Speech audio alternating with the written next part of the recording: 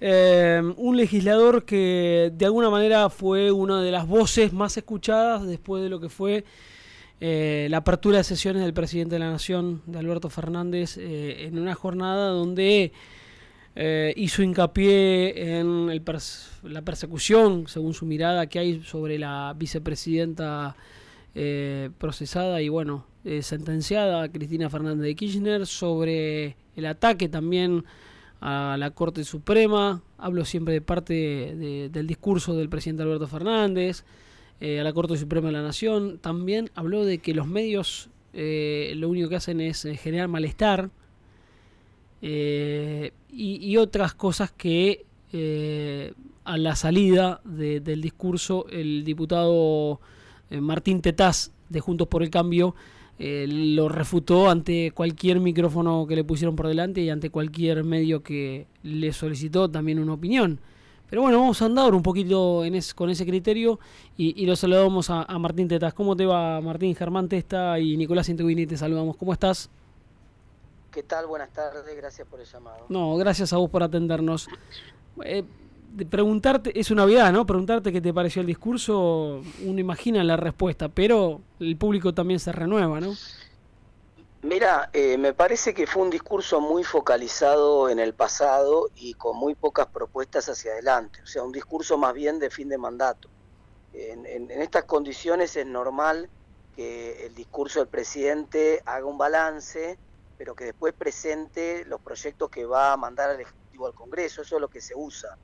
Es la primera vez que un presidente va a la Asamblea, abre las sesiones y no anuncia prácticamente ningún proyecto. Claro. Es decir, el mensaje, más allá de la propia mentira del mensaje, de los datos erróneos, del tono agresivo contra la Corte y contra la Ciudad de Buenos Aires, que sobre el cual ya vamos a entrar, la verdad que la estructura general del armado del discurso del presidente es una estructura que llamó la atención por la falta de proyección hacia adelante. Da la sensación de un presidente que se está yendo.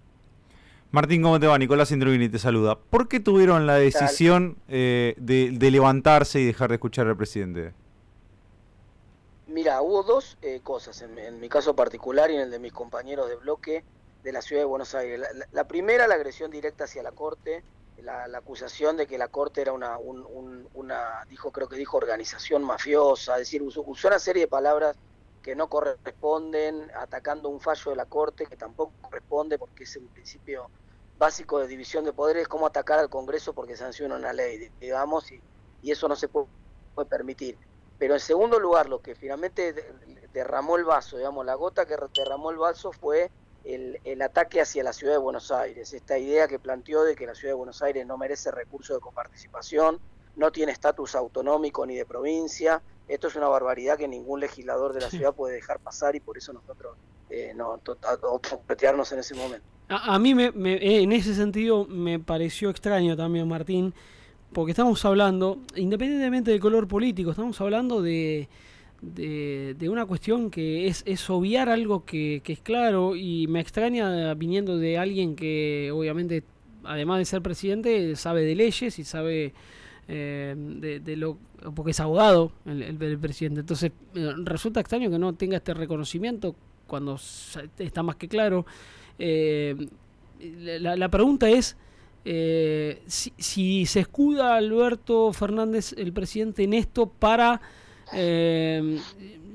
llevar, como lo hizo, una discusión netamente de campaña y de época eleccionaria o preeleccionaria, olvidándose de que en realidad está quitándole o queriendo desmerecer el derecho que tienen los habitantes de la Ciudad de Buenos Aires. Y no quiero entrar en este terreno porque la verdad que para mí son igual los que viven en Buenos Aires como los que viven en La Matanza o los que viven en La Plata o Berizo o Ensenada. Es independientemente de esto. Digo que la discusión tiene que ser un poco más sensata, ¿no? Bueno, totalmente, pero lógicamente acá lo que está pasando es que el presidente elige una construcción de tipo emocional, simbólica, para aglutinar una serie de opiniones de su espacio político al estilo bien marcado por el populismo que describía Laclau, ¿no? Es decir, esta idea de, elijo un grupo lo suficientemente capsulado como es la población de la Ciudad de Buenos Aires, total son 3 millones de personas, que igual en la mayoría de esas personas no me votan, y le hablo a los otros 43 millones de argentinos, identificando el problema de ellos del otro lado de la General Paz. O sea, si acá están de la General Paz para ahí, esos son los que se quedan con la plata de ustedes, ahí están los responsables de que haya 40% de pobreza en Argentina, de que la gente la esté pasando mal, de que no haya obra pública, etcétera. Entonces me parece que eso es una barbaridad, pero bueno, es parte de la lógica de la forma en que construye políticamente los populismos. Martín, ¿cómo nace la idea de llevar un contador de mentiras? ¿Cómo te surgió a vos eso de llevar ese objeto? ¿Y en qué momento también lo pulsabas? ¿Cuándo sentías vos que había una mentira o cuándo te dabas cuenta también de eso? Mira, uno de los chicos que trabaja conmigo lo descubrió pasando por el Mercado Libre buscando otra cosa y me dice, che, mira, esto estaría bueno, me lo habían mostrado antes en realidad de este evento, y dijimos, bueno, acá lo podemos usar porque es habitual que siempre hay, inclusive ustedes saben que el propio chequeado siempre hace el chequeado de los discursos de los presidentes en la apertura, es un clásico. Y siempre desde Cristina para acá, y también a Macri se lo hacían, uno le encuentra cosas que, en general lo que ocurría con los discursos de Cristina o de Macri era no mentiras flagrantes, sino más bien exageraciones, ¿no? Entonces uno veía que había algún tono exagerado en lo bueno y soslayando lo malo. Pero lo que apareció acá claramente ya había aparecido en el discurso del año pasado, muchas cosas a propósito distorsionadas, mal, errores. Entonces dijimos, bueno, vamos a aprovechar la oportunidad para marcar los errores. La manera de hacerlo, de llamar la atención y de marcarlo, va a quedar más evidente si encontramos un instrumento para hacerlo, y fue el contador, y simplemente lo que yo iba haciendo, yo marqué 27 mentiras que yo detectaba claramente porque son temas que conozco bien y que va diciendo, qué sé yo, no sé, Argentina tiene 21 provincias con pleno empleo, es una barbaridad, lo que tiene es un montón de planes que cuentan como empleo, entonces si tuviera tantas provincias con pleno empleo, ¿para qué tendría los planes? No tiene sentido. Pero esas cosas que yo sé porque las conozco con lujo de detalles, las iba haciendo automáticamente. Algunas que las podía chequear rápido, que me sonaban raro, pero las podía chequear rápido, las chequeaba y las corregía. Y en el medio se me pasaban un montón. Hay muchas cosas que dijo el presidente que después alguien me dijo, no, mirá, eso también que dijo es mentira. Tantas otras cosas que seguramente fueron mucho más. El piso fueron 27. ¿Cómo notaste digamos, al bloque que para ustedes es oposición, en este caso el oficialismo? Porque uno escuchó algunas voces y fueron también muy, en algunos casos muy distantes, ¿no? Se notó cierta frialdad. No sé si pudiste observar también el saludo de Cristina para con Alberto. ¿Coincidís en eso? Bueno, de hecho, la ausencia de Máximo Kirchner, ¿no? Entonces, evidentemente, y además una característica particular del discurso que pasó más desapercibida también, es que prácticamente no hubo aplausos en todo el discurso de Alberto Fernández de la bancada oficialista. El único momento en el cual sí lo aplaudieron fue cuando se puso a agredir a la Corte o a agredir directamente particularmente a algunos diputados de la oposición. Ahí sí tuvo un aplauso importante de los mismos. O sea, cuando se prestó para la roña, la bancada lo bancó. Pero cuando, con todo lo que había hecho, lo que venía haciendo y alguna idea que tenía hacia adelante, prácticamente no hubo ningún aplauso. Eso llamó mucho la atención, ¿no? Uno está acostumbrado a que en general los propios por lo menos acompañan los logros que el gobierno dice que fue teniendo, ¿no?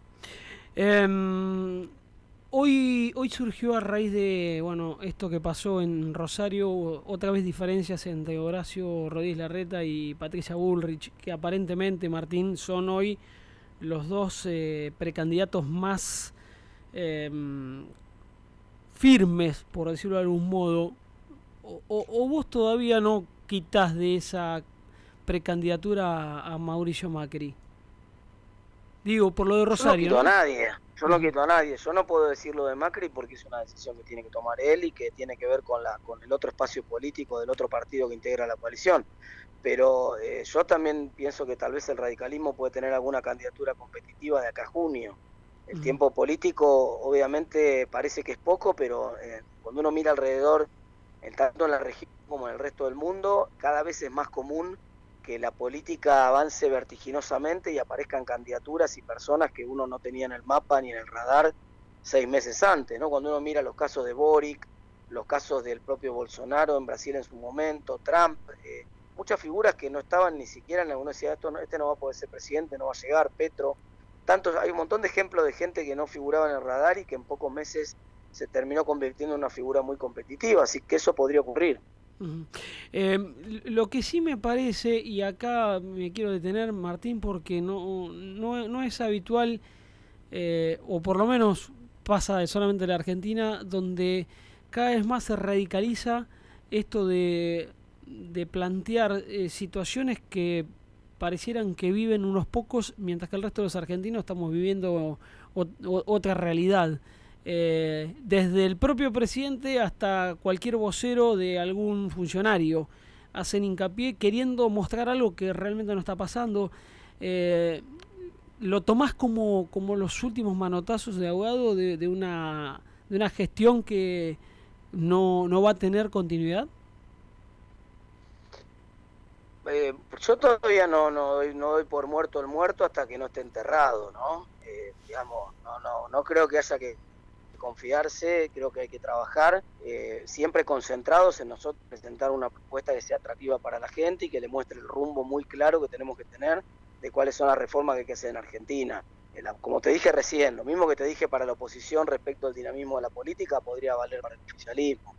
Es complicado el panorama de la Argentina, hoy parece no tener ninguna figura para mostrar, ni ningún logro sobre el cual apoyarse, pero todavía queda mucho tiempo y entonces uno no puede nunca, acordate de sin ir más lejos, la jugada de Cristina Fernández de Kirchner fue más o menos, incluso después de esta altura del año, fue mucho más cerca del proceso electoral, cuando nadie la veía venir a la figura de Alberto Fernández. Si alguien te hubiera dicho a vos, en el mes de marzo, primeros días de marzo del año 2019, te hubiera dicho que Alberto Fernández iba a ser presidente, se hubieran reído todos pensando, pero mirá lo que dice este tipo, qué locura, sí, bueno, sí. Finalmente fue presidente. Entonces, lo mismo que vale para la sorpresa que podría tener la oposición, también la puede tener el oficialismo. ¿Le crees a Cristina cuando dice que no va a ser candidata a nada?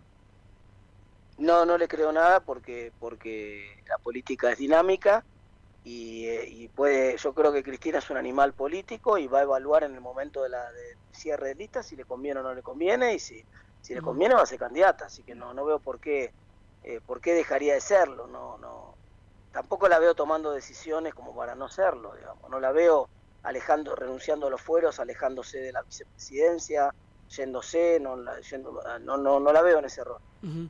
¿La madre de las batallas va a estar en la provincia de Buenos Aires? Bueno, eso sin duda. Digo porque por múltiples razones. Sí, tiene 40% de los electores, imagínate. Además, es una provincia donde es el bastión del peronismo, siempre hizo pie ahí, tiene un 40% de piso en la provincia. Es un lugar donde siempre es muy difícil, donde además no hay balotaje. Entonces, como el resultado de la provincia va a estar antes del balotaje nacional, el resultado de la provincia puede empujar y condicionar el resultado del balotaje, así que claro que es una reflexión importante. Te lo preguntaba porque todo parece indicar que el gobernador se va a presentar para un nuevo mandato y donde desde Juntos por el Cambio no se avisora un nombre que tome, lo digo hoy, estamos empezando marzo, tome la fuerza como para poder decir que va a estar peleado. ¿Entendés a lo que voy, Martín? Y sobre todo... Bueno, está bien, hay que construirlo ese nombre, punto número 1. Sí. Punto número 2, yo no estaría tan seguro de lo de Kicillof, porque quiero ver si no, digamos, si se pincha, si la economía no levanta, no sé si Massa no es competitivo, probablemente el kirchnerismo busque un candidato que puede ser Kicillof tranquilamente. Entonces no tengo claro si Kicillof va a ir a la provincia o a la nación. Creo que falta mucho para estar seguro de eso. Uh-huh. Y también te lo preguntaba, bueno, vos das por descontado que la historia a nivel presidencia se va a dirimir o definir en un balotaje. En ese sentido... sí, eso es absolutamente seguro hoy. Sí, ¿no? Puede ir modificándose también. Pero te iba a preguntar si ves un escenario donde se gane el gobierno actual, mantenga la provincia de Buenos Aires, por ejemplo, y la oposición, que son hoy ustedes, ganen a nivel presidencial. Digo, ¿se puede dar eso? ¿Y qué análisis podría hacer? Eso es como la diferencia cuando nosotros explicamos en la facultad la diferencia entre posibilidad y probabilidad, ¿no? Claro. Posibilidad, vos me preguntabas, ¿es posible ganar el loto? Sí, es posible. ¿Es probable? No, no es probable, muy poco probable. Entonces, hay cosas que son posibles, pero de baja probabilidad. Yo lo que digo es, si nosotros no ganamos la provincia de Buenos Aires, es menos probable ganar la nación que si la ganamos. Ganar la provincia de Buenos Aires antes del balotaje es muy importante. Si el peronismo te gana la provincia de Buenos Aires, entonces vas a tener todos los intendentes del conurbano haciendo mucha fuerza para ganar en el balotaje, y eso Claro. va a ser cuesta arriba el balotaje. No va a ser fácil. Entonces la pelea para ustedes también es en la provincia de Buenos Aires, más que a nivel de Totalmente. definir un candidato a nación. Claro, esa es la razón por la cual estamos haciendo tantas apuestas en la provincia. ¿Sí? Uh-huh. Lo último, Martín, y gracias por estos minutos que nos diste.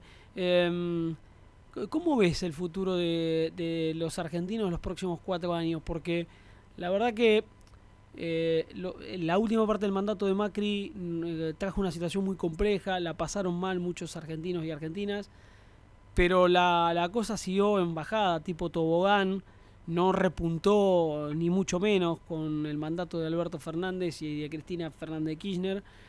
Eh, y ahora se vienen 4 años más donde la situación desde afuera, yo no sé ustedes que están quizás dentro de lo que es, no siendo parte del gobierno obviamente, pero sí dentro de la política, tal vez tengan o avisoren un poquito más de optimismo que nosotros, que vemos las cosas de afuera, y realmente yo soy bastante escéptico en ese sentido.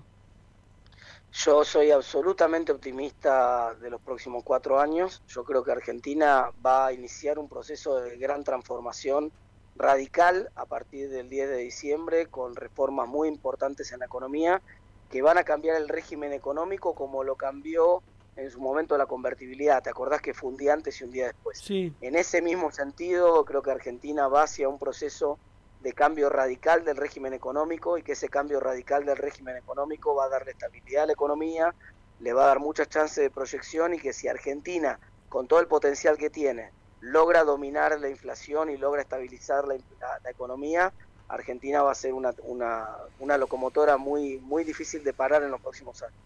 Martín, muchas gracias.